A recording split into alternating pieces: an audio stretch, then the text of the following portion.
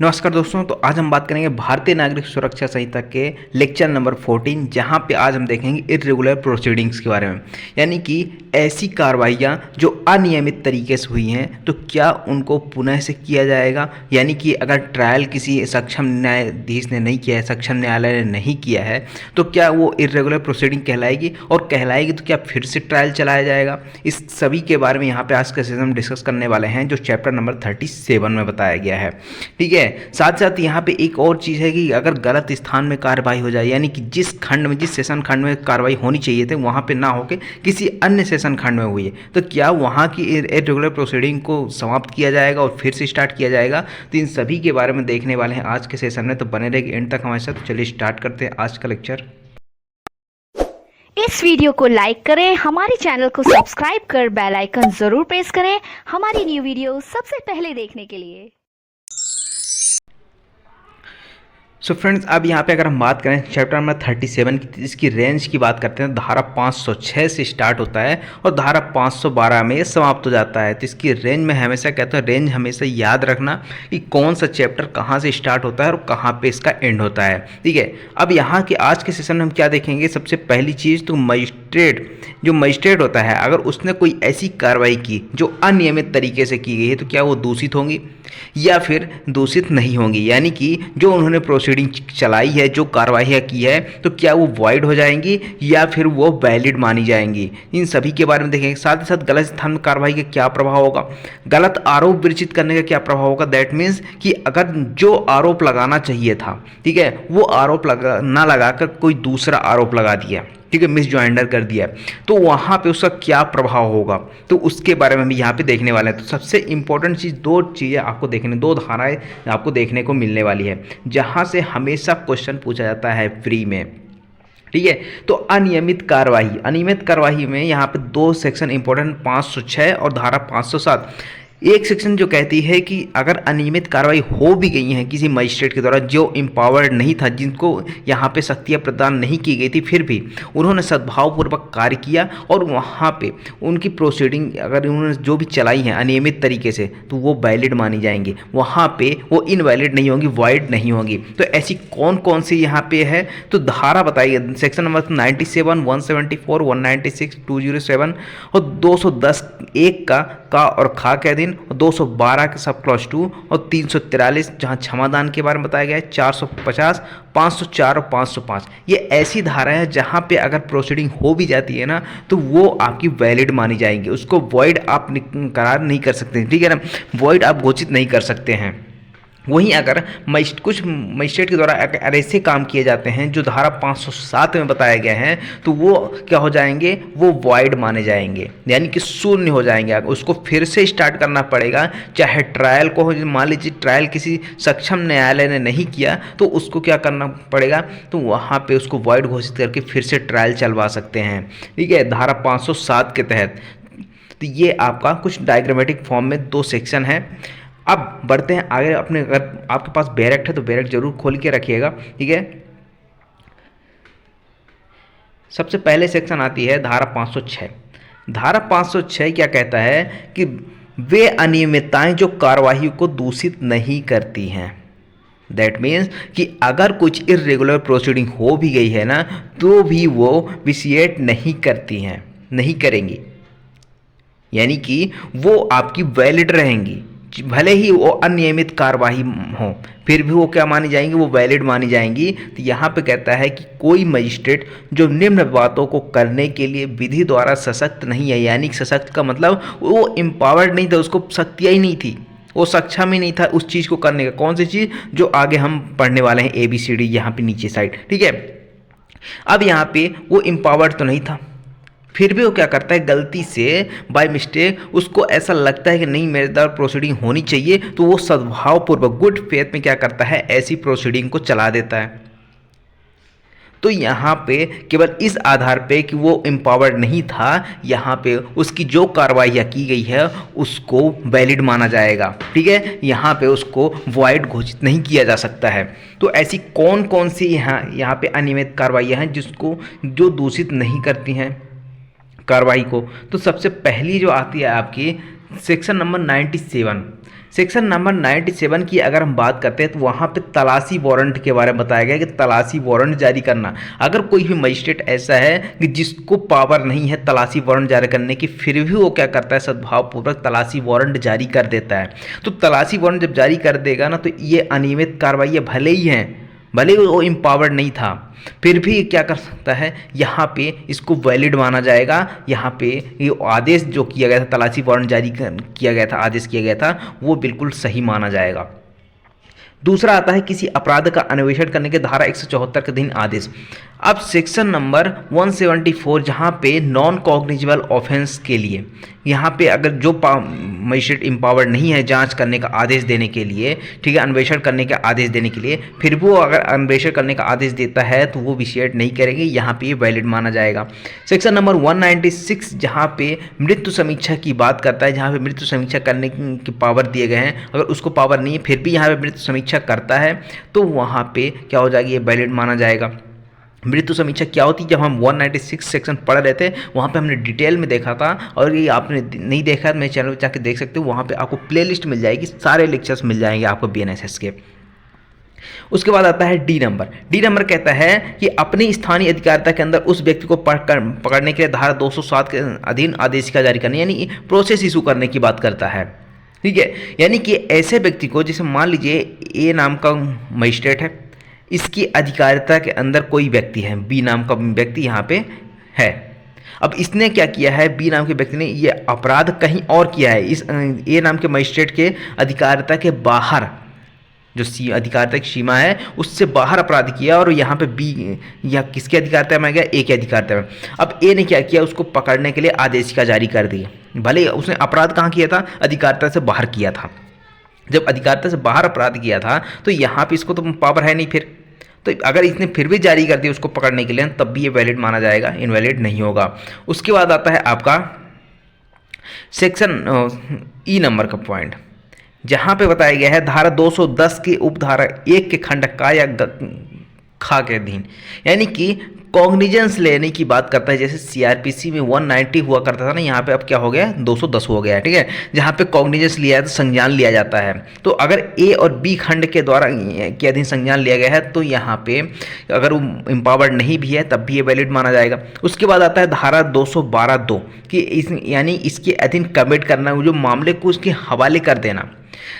उसके बाद आता है सेक्शन नंबर 343 के अधीन क्षमादान करना, यानी कि अब सेक्शन 343 अगर आप देखोगे तो वहाँ पे क्षमादान करने के पावर किसके पास है, या तो आपके CJM के पास होगा, ठीक है, या फिर आपको जुडिशियल मजिस्ट्रेट फर्स्ट क्लास किसके पास, या तो CJM के पास या फिर जुडिशियल मजिस्ट्रेट फर्स्ट क्लास के पास पावर है क्षमादान देने की। लेकिन अन्य कोई मजिस्ट्रेट अगर दे देता है तो भी वो वैलिड माना जाएगी, इर्रेगुलर प्रोसीडिंग नहीं मानी जाएगी। उसके बाद आता है सेक्शन नंबर 504 और 505 के अधीन संपत्ति का विक्रय करना। इससे पहले वाले चैप्टर में हमने यही पढ़ा था, ठीक है, यानी कि डिस्पोजल ऑफ प्रॉपर्टी जब हमने पढ़ा था, ठीक है, इसके पहले वाले लेक्चर में, तो ये सेक्शन हमने पढ़ा था कि अगर सक्षम मजिस्ट्रेट अगर यहाँ पे विक्रय करने का आदेश नहीं देता है तब भी वो अपास्त नहीं किया जाएगा ऐसे आदेश को। तो ये कुछ सेक्शंस बताए गए हैं, ये आपको याद रखने पड़ेंगे, ठीक है। तो अब ये देखिए सेक्शन नंबर 506 और 507, इसमें दोनों में एक लिस्ट बताई गई है, और दोनों में जब क्वेश्चन आता है दोनों में से पूछता है प्री में, तो इसी में कन्फ्यूजन हो जाता है। तो आपको क्या करना है, सेक्शन नंबर 506 के जितने पॉइंट हैं वो आपको याद हो जाएंगे आसानी से, तो इसको आप याद कर लिए। तो यहाँ पे अगर इससे भी क्वेश्चन आता है, इसकी लिस्ट से आता है, तब भी आपको याद रहेंगे, ठीक है ना। तो आप एक याद कर लीजिए, धारा 506 वाली लिस्ट है उसको याद कर लीजिए, ठीक है। अब धारा 507 की बात करते हैं। धारा 507 क्या कहता है, वे अनियमितताएं जो कार्रवाई को दूषित करती है, यानी कि अगर इर्रेगुलर प्रोसीडिंग हुई है तो फिर वो कार्रवाई को दूषित करेंगे और वहाँ पे ऐसा आदेश क्या हो जाएगा, शून्य हो जाएगा, यानी कि यहाँ पे वॉइड घोषित कर दिया जाएगा।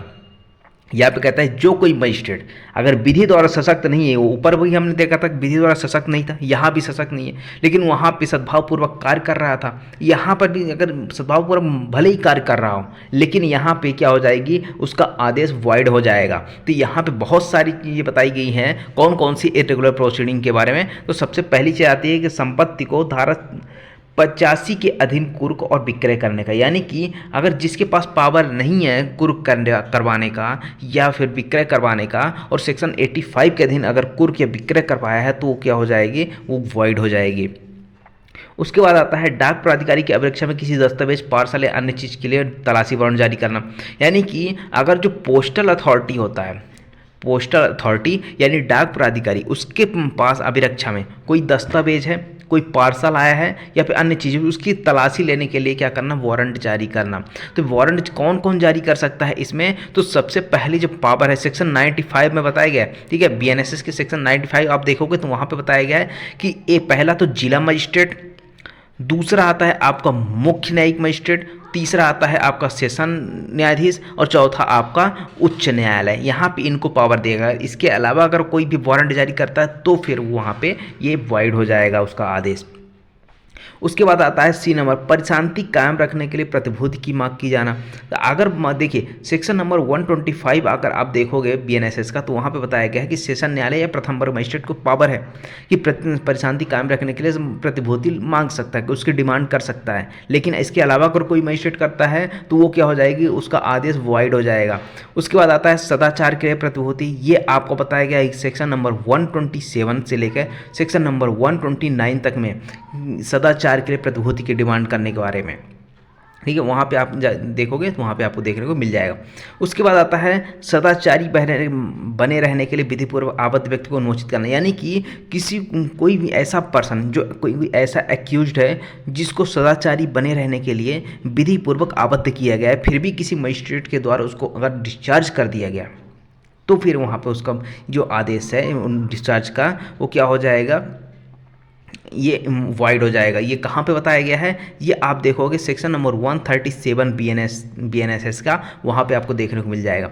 परिशांति कायम रखने के लिए बंध पत्र को रद्द करने की बात आती है तो ये कहाँ पे आपको देखने को मिलेगा, तो सेक्शन नंबर 142 का सब क्लॉज 9 में अगर देखोगे तो वहाँ पे बताया गया कि परिशांति कायम रखने के बारे में जो बंध पत्र दिया गया है उसको कौन रद्द कर सकता है, पहला तो हाई कोर्ट या फिर आपका सेशन न्यायालय, ये क्या कर सकते हैं, रद्द कर सकते हैं। इसके अलावा कोई मजिस्ट्रेट करता है, एम्पावर्ड नहीं है, फिर भी वो रद्द कर देते हैं तो यहाँ पे क्या हो जाएगा, ये वॉइड हो जाएगा उनका आदेश। उसके बाद आता है भरण पोषण के लिए आदेश। भरण पोषण के लिए कौन आदेश कर सकता है, जेएमएफसी यानी कि जुडिशियल मजिस्ट्रेट फर्स्ट क्लास, ये आपको सेक्शन नंबर 144 में देखने को मिल जाएगा, भरण पोषण से रिलेटेड प्रावधान। उसके बाद आता है एच नंबर, जहाँ पे बताया गया है कि स्थानीय न्यूसेंस की पुनरावृत्ति, यानी स्थानीय जो न्यूसेंस की पुनरावृत्ति हो रही है या फिर उसे चालू रखने के बारे में धारा 162 के अधीन अगर प्रतिषेध करना है तो उससे संबंधित अगर यहाँ पे आता है तो वो भी वाइड हो जाएगा। चैप्टर नंबर 11 के भाग ग या घा, ये कहाँ पे बताया गया, यहाँ पे आपको सेक्शन नंबर 163 से लेकर 167, जहाँ पे आपका अर्जेंट मैटर में जो जैसे धारा 144 लागू हुआ करती थी पहले, जो जहाँ दंगे फसाद शुरू हो जाते थे, अब क्या होता है उस 144 को धारा 163 में कन्वर्ट कर दिया गया, ठीक है। बीएनएसएस में 163 और सीआरपीसी की बात करते हैं 144। साथ ही साथ कुछ और सेक्शन इसमें हैं, जैसे भाग घा के अधीन यानी कि डी नंबर वाले पार्ट में यहाँ पे क्या बताया गया, लैंड एंड वाटर से रिलेटेड डिस्प्यूट को बताया गया है। अगर उससे रिलेटेड यहाँ पे कुछ ऐसे मजिस्ट्रेट हैं जिनको पावर नहीं है फिर भी ऐसे कार्रवाई करते हैं तो क्या हो जाएगी, यहाँ पे वो दूषित कार्रवाई हो जाएगी, यानी कि उनका आदेश वॉइड हो जाएगा। उसके बाद आता है धारा 210 एक गा के अधीन संज्ञान करना, तो ये क्या हो जाएगा, ये दूषित माना जाएगा। उसके बाद किसी अपराधी का विचारण करना, अब जिस मजिस्ट्रेट को भाई पावर है ट्रायल चलाने की, अगर उसके अलावा कोई मजिस्ट्रेट करता है, सब मान लीजिए सेशन न्यायालय का वो मैटर है, ठीक है, ट्रायल करने का, अब मजिस्ट्रेट कोई ट्रायल कर रहा है तो वो तो क्या हो जाएगा, वो इरेगुलर प्रोसीडिंग है और क्या हो जाएगा, कार्रवाई को दूषित करती है और ये उनका जो ट्रायल है वो क्या हो जाएगा, उसको अपास्त किया जा सकता है। उसके बाद अपील का विनिश्चय करना, कोई सक्षम अधिकारिता वाला मजिस्ट्रेट इसको अपील नहीं सुन रहा है, ठीक है, या अपील सुन रहा है तो वहाँ पे उसका क्या हो जाएगा, वॉइड हो जाएगा। उसके बाद आता है कार्रवाई को धारा 438 के अधीन मंगाना। 438 क्या बात करता है, पुनरीक्षण के बारे में बात करता है, ठीक है।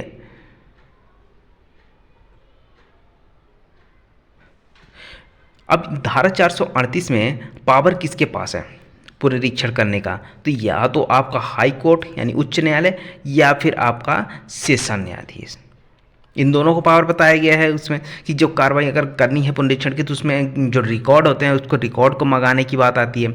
उसके बाद आता है सेक्शन नंबर 491। 491 में क्या बताया गया है, पुनरीक्षण जो करना, यानी कि जो आदेश का पुनरीक्षण करने की बात आती है जब बंधपत्र संप्रहित करना हो जाता है, उससे संबंधित प्रावधान किया गया है। उसके बाद आता है आपका सेक्शन नंबर 508। 508 क्या बात करता है, गलत स्थान में कार्यवाही हो जाना। भाई जिस मजिस्ट्रेट के यहाँ, जिस जिले में, जिस उपखंड में, जिस खंड में यहाँ पे ट्रायल होनी चाहिए थी उसमें ट्रायल नहीं हुआ और दंडादेश किसी अन्य स्थानीय अधिकारिता वाले ने पास कर दिया, तो क्या वहाँ पे उसका जो दंडादेश दिया गया है, उसके द्वारा दंडादेश दिया गया है, क्या वो वैलिड होगा या यहाँ पे वॉइड हो जाएगा। तो यहाँ पे कहता है कि जो दंडादेश दिया गया, जैसे मान लीजिए ए नाम का एक ज़िला है और एक बी नाम का, ठीक है, बी नाम के ज़िले में क्या होना था, ट्रायल होना था, लेकिन ए वाले ज़िले में क्या हो गया, यहाँ पे ट्रायल चला और दंडादेश पारित कर दिया गया। तो अब यहाँ पे ये देखा जाएगा कि जो ए ने दंडादेश पारित किया है तो क्या उस दंडादेश के कारण न्याय हुआ है या नहीं हुआ है, जस्टिस मिला है या नहीं। अगर जस्टिस नहीं मिला है, ठीक है, वस्तुतः न्याय नहीं हो पाया है, तो तब तो जो आदेश किया गया है दंडादेश का उसको अपास्त कर दिया जाएगा। बट यहाँ पे अगर यहाँ देखा जाए कि जो इस दंडादेश पारित किया गया उससे कोई न्याय में कोई फर्क नहीं पड़ा है, तो फिर ऐसे दंडादेश को क्या किया जाएगा, सही माना जाएगा।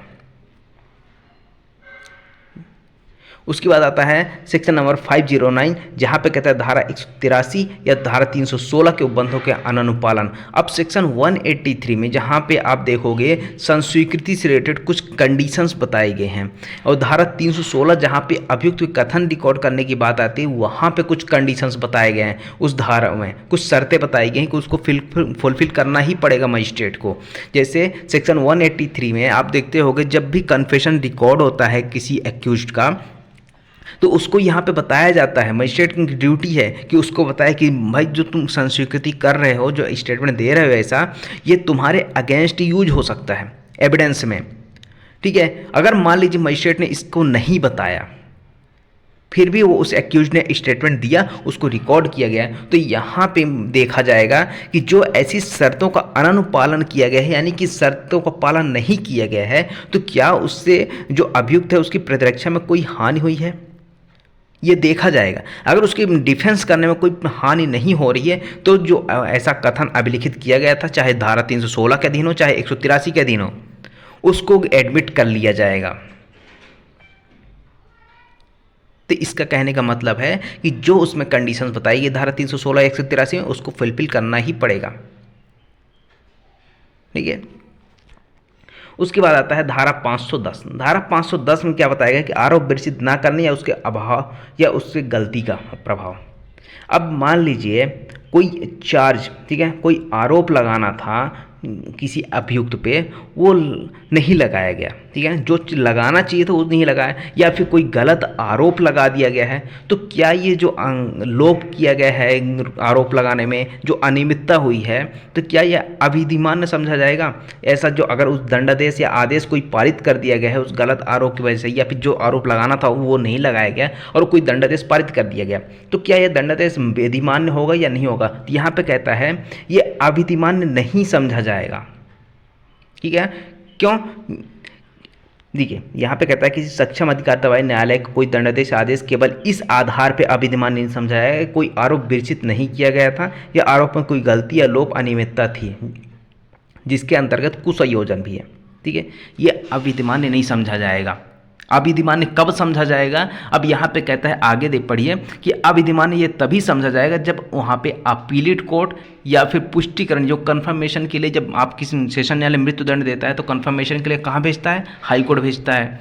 जब हाई कोर्ट में भेजता है या फिर जो पुनरीक्षण किया जाता है, और अगर ऐसे न्यायालय को, अपीलेट कोर्ट, पुष्टिकरण वाले न्यायालय को या पुनरीक्षण न्यायालय को, अगर उनकी राय में ये इसके कारण वस्तुतः न्याय नहीं हो पाया है, तब यहाँ पे क्या हो जाएगा, ये अविधिमान्य समझा जाएगा। लेकिन अगर यहाँ पे जस्टिस मिल गया है, जस्टिस में कोई फ़र्क नहीं पड़ा है, ना ही जस्टिस में कोई फ़र्क पड़ने वाला है, तो फिर यहाँ पे ये अविधिमान्य नहीं समझा जाएगा, ठीक है।